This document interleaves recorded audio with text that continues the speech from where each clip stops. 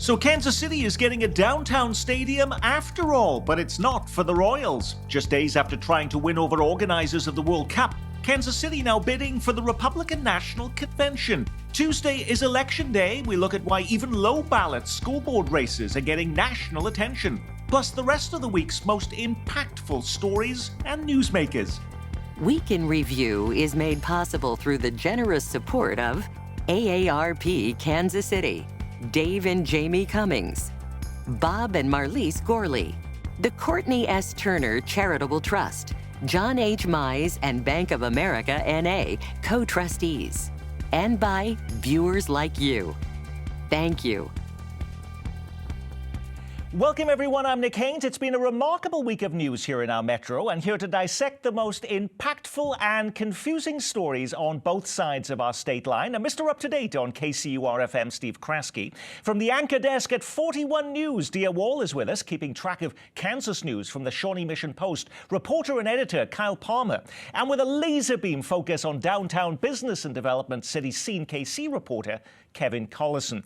Just days after Kansas City tries to win over organizers of the 2026 World Cup, Kansas City is now trying to bring the Republican National Convention to town. This would be the 2024 convention. It's about business opportunity. It's about development opportunity for Kansas City, which, as we saw last week with the World Cup bid, is a world-class city that can host any number of events.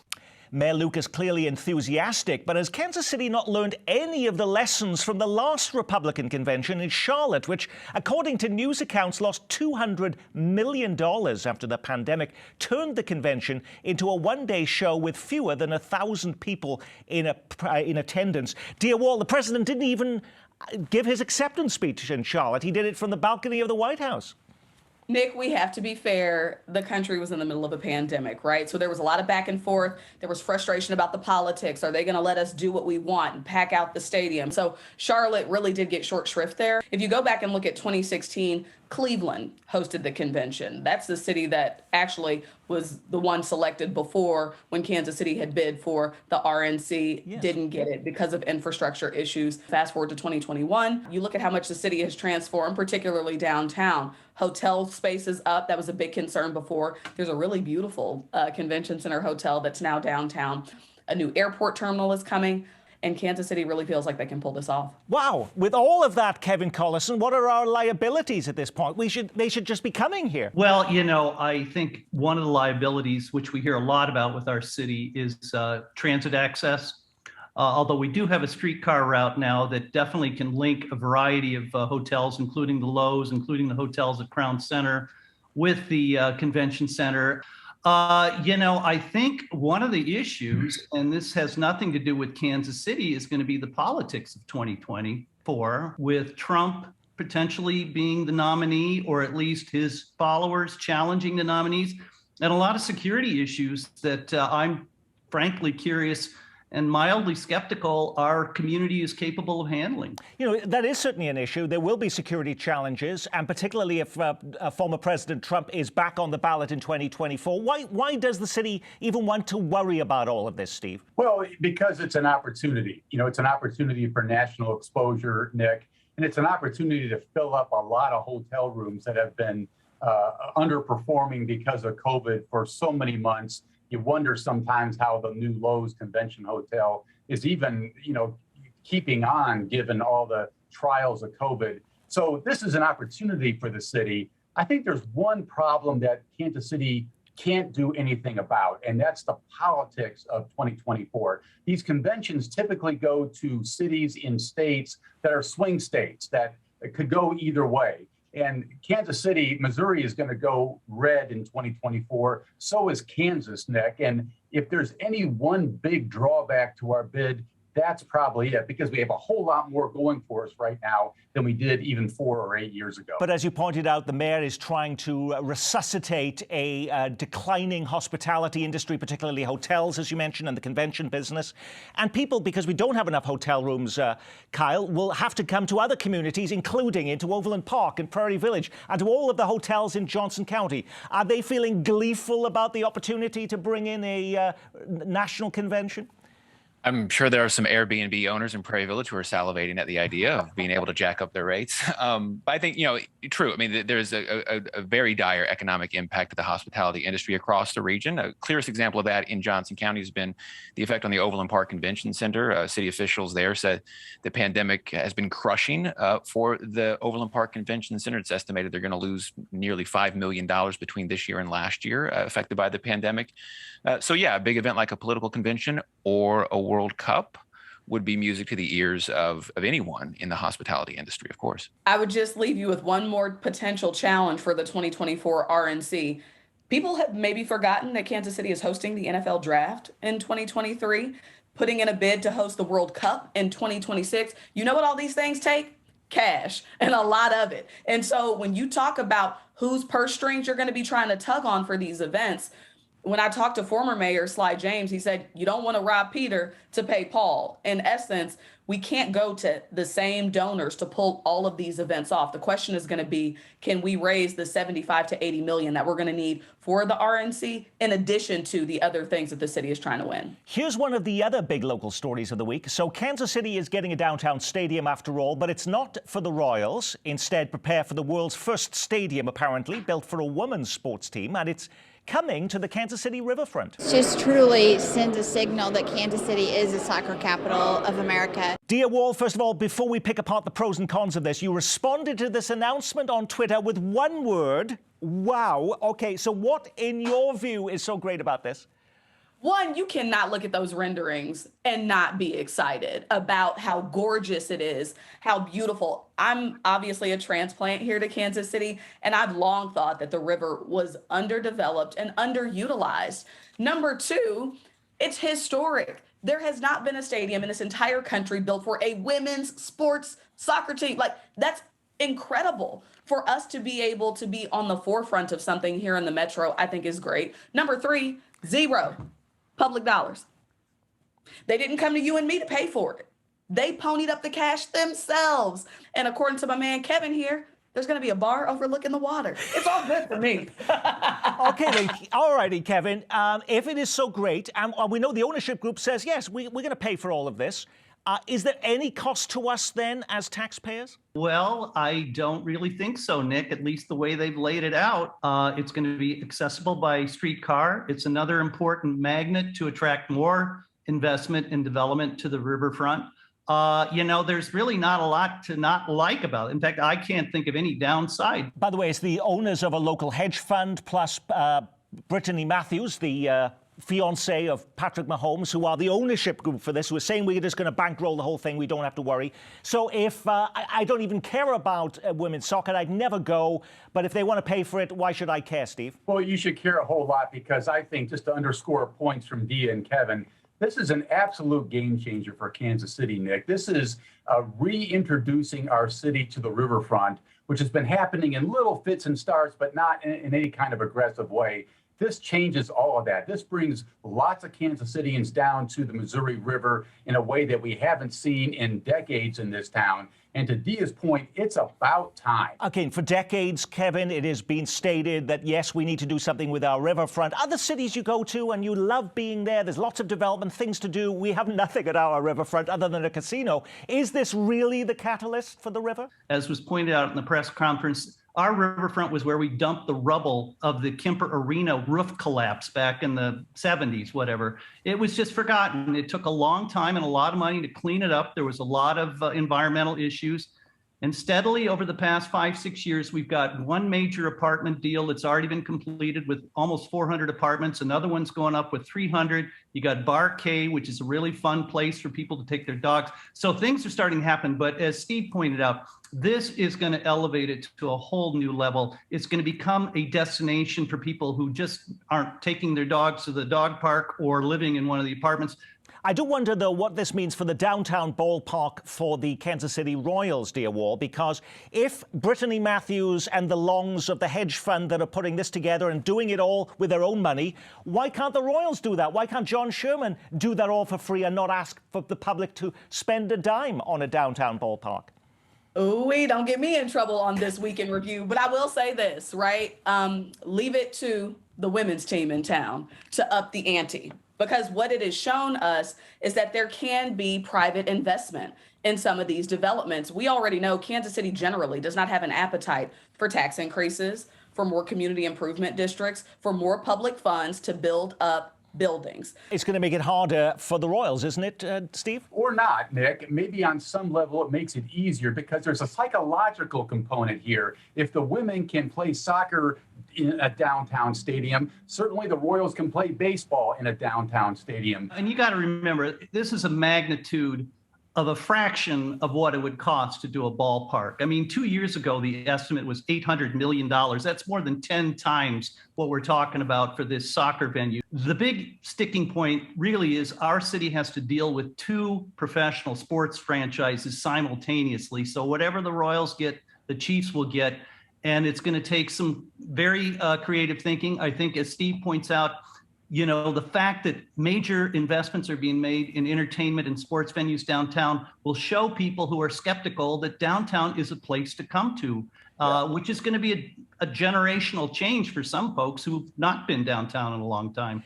If you're headed to the airport this week, you may notice one big change. No Kansas City Police. Chief Rick Smith opting to reassign officers from KCI as part of what he calls an ongoing staffing shortage. This is on top of a decision last week to eliminate the downtown foot patrol unit, which angered business owners. Many viewers may raise an eyebrow, but what difference will this make? KCI still has its own separate airport police department, and as for downtown, won't police cars still be making random checks like they do in other parts of the city, even if they're not doing it only on two legs, dear? Yes. The greater question here and what this fight is all about is there's no secret numbers are down as far as boots on the ground in terms of Kansas City police officers. But I think from the city's point, the money is there. You've gotten the money. They won that $42 million back. The budget hasn't been cut in any way, shape, or form. Missouri state law has been changed. So now you can recruit from outside city limits, right?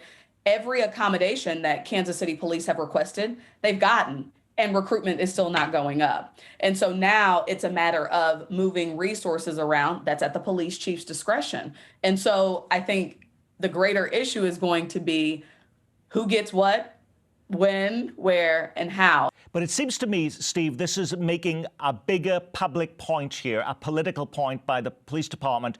We're just trying to show you what our problems are, and we're looking at high-profile things that people are going to get bent out of shape about, including people of moneyed interest in this community, like Julia Irene Kaufman and Shirley Hellsberg, who put their names to a letter saying, don't get rid of these foot patrols downtown. We'll probably hear things about the airport, too. I don't want to make this too big of a deal. This downtown foot patrol, Nick, 4 officers, 4 people. You know, it's not that big of a deal. But there are a lot of people of influence downtown who were upset, Kevin.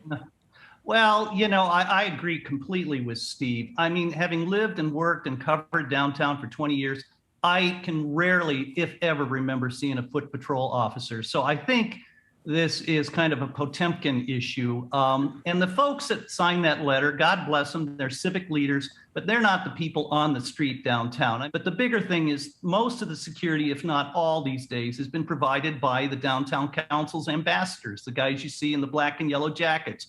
And if they run into a problem, they call a police officer.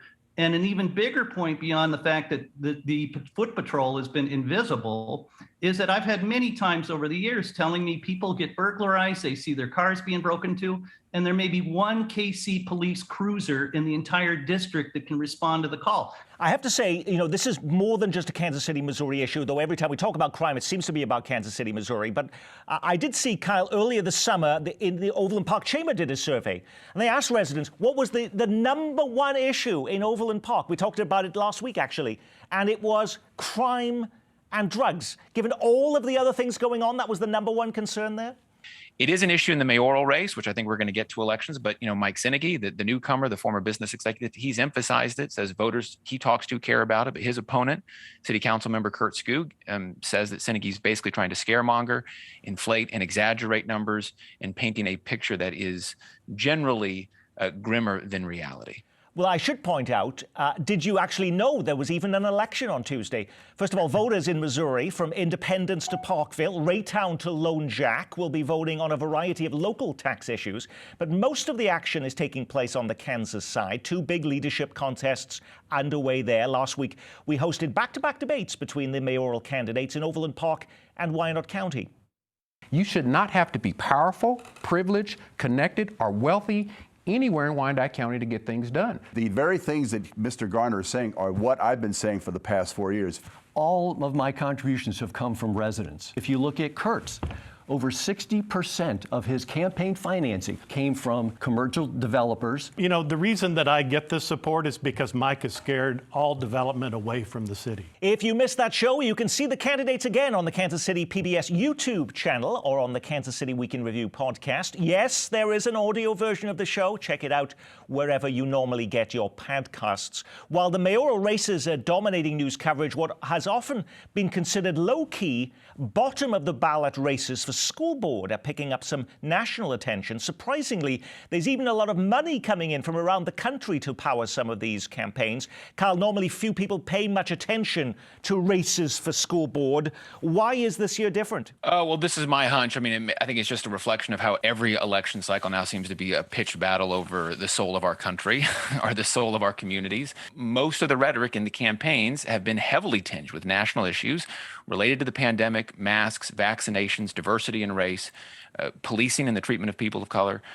People are talking about local issues for sure, like property taxes and housing and the like, but it often feels like candidates and voters are looking at these races through a national lens. And it's really interesting because, yes, I expected masks to be the big issue, Steve, but we see on a lot of these campaign mailings that have come through my door, keeping critical race theory out of our schools. That's a common theme that we're seeing from candidates.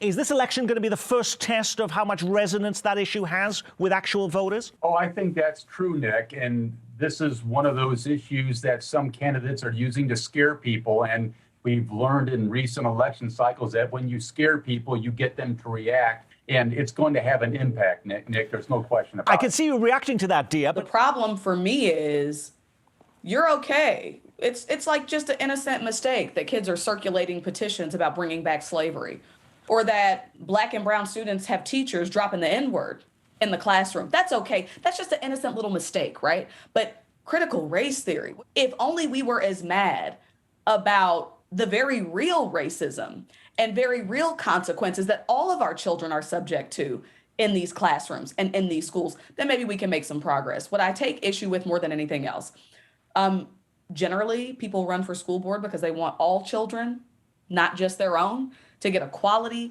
education with empathy and heart and mind. And now we are listening to people trot out these horrible talking points from cable news because they feel like that's the only way they're going to get people to show up to the polls. And it's disappointing and it's sad, and it's really going to affect our children moving forward. Nobody likes to go into the ballot box, Kyle, and be surprised. We've heard lots about now these school board races and these mayoral races. What else might puzzle people when they head to the polls on Tuesday? Well, I can use my mother-in-law in Prairie Village as an example. She brought her ballot to me because she knows, because she reads the Shawnee Mission Post. She ordered an early ballot through the mail and she brought it to me. And she knew school board, she knew city council, she knew who she was going to vote for there. But we got down to Johnson County Community College Board of Trustees. It got down to Water One Board, and she was like, who are these people?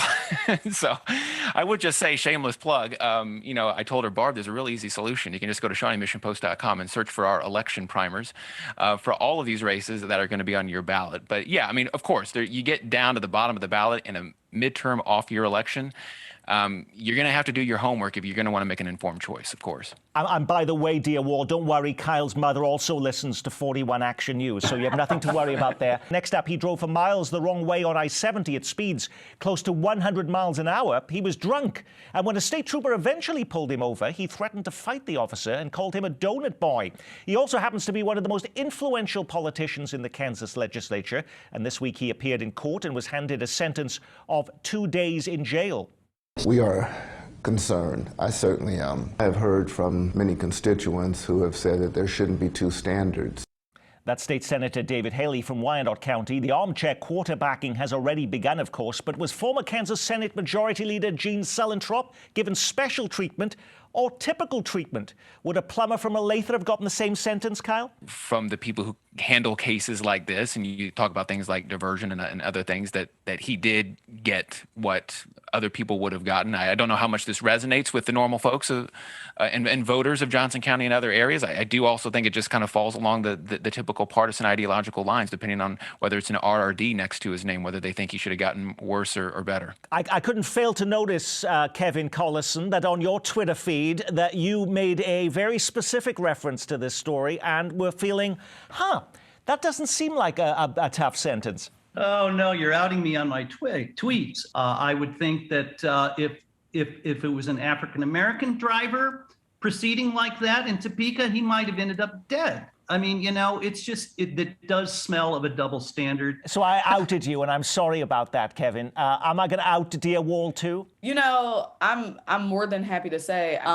it's no secret. Each and every one of us have seen much worse happen to Black men in particular in this country. And so for me to justify and say, well, this is just normal, par for the course for a prominent lawmaker in our community. But if it's my husband, for example, then he should have been more respectful to the officer and law and order. I think it's a point of reflection for all of us. And Steve, by the way, he did step down as Senate Majority Leader, but he's still in the Kansas legislature. He is still a state senator. So when you are convicted of even a DUI, that doesn't stop you from serving? That's right, Nick. This is eye-opening for a lot of people. Prosecutors dropped a felony charge of fleeing and eluding law enforcement here in the plea bargain process. This is a wake-up call for a lot of people, I think, that this guy is still in office, and under these circumstances, it's pretty amazing. Speaking of high-profile people, is there life after the anchor desk? A new Justice Department report says the Drug Enforcement Agency allowed opioid manufacturers to make more pills, even as overdose rates rose. 20 years hosting the Fox 4 Morning News. Mark Alford has announced he's running for Congress. He wants to replace Vicky Hartzler in the Missouri 4th District, which goes from Belton to Raymore, Warrensburg to Columbia. It's going to be an open seat. Hartzler is running for the U.S. Senate.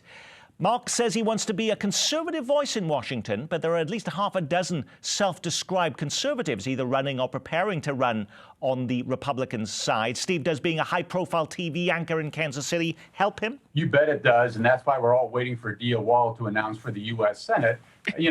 Mike Thompson from the same station as Mark Alford is in the state Senate on the Kansas side because he was a well-known weatherman in town. Name recognition is really important in those down ballot races, Nick, and Mark has a lot of it. I'm not sure how much recognition he has in Columbia, which is probably outside of our regular broadcast area. But Dia Wall, you were mentioned there. You just did a book, Transcending the Anchor Desk. Can a career in politics be next?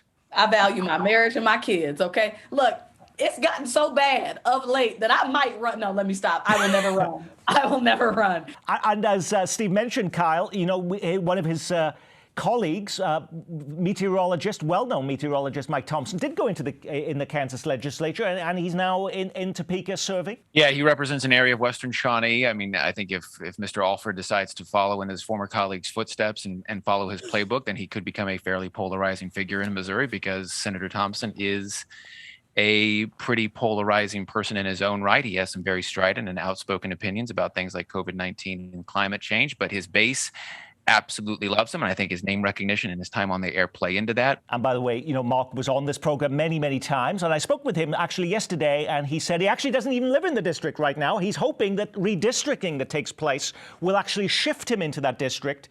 But he is looking to buy a house there otherwise if that does not take place. If I were him, to save face here, he better get a house in the district pretty soon. Now, when you put a program like this together every week, you can't get to every local story grabbing the headlines. What was the big story we missed? You're embarrassed. I mean, you just got spanked pretty good. More angst and soul-searching at One Arrowhead Drive. Is it art for the Instagram generation? Van Gogh comes alive at Starlight Theatre. The city can't find the cash. Now the zoo asking for your help as it tries to complete its $75 million aquarium project. Got $5 million hanging around? Takes a little bit of public money, or quite a bit of public money and quite a bit of private money to make a dream like this come true.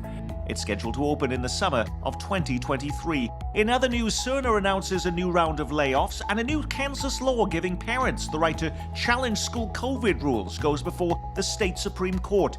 And trick-or-treating returns. And who says Halloween is only for kids? Lamar's giving away a free donut to anyone in costume. Alrighty, Dia Wall, did you pick one of those stories, or did you pick something completely different this week? So I picked something else, but I must say, the glazed donuts at Lamar's, they're excellent. Okay, so my big story that we missed, the Barstow young women's tennis team brought home the Triple Crown for the first time in school history. So shout out to those ladies. Keep doing us proud. Kyle Palmer. Well, we're talking about elections this year, but there could be some brewing competition for a big job in Johnson County next November 2022. There are 3 people who have filed for the chairmanship of the Johnson County Commission. That's the commission's top job. It's an open seat. Current chairman Ed Eilert, who's 86 years old, former mayor of Overland Park, hasn't officially announced what he plans to do, whether he wants to run for re-election. So that could be interesting next year. Kevin Collison. I am always very alert to what's going on with Cerner. They have shut down their offices out in Wyandotte County. They're consolidating and the campus in Bannister. There's been rumbles for a long time that they could be ripe for a takeover. Unfortunately, our city and our region has a terrible history of losing homegrown companies. So when Cerner hiccups, the rest of the town should be worried about a major stomach ache because it's a huge, huge employer.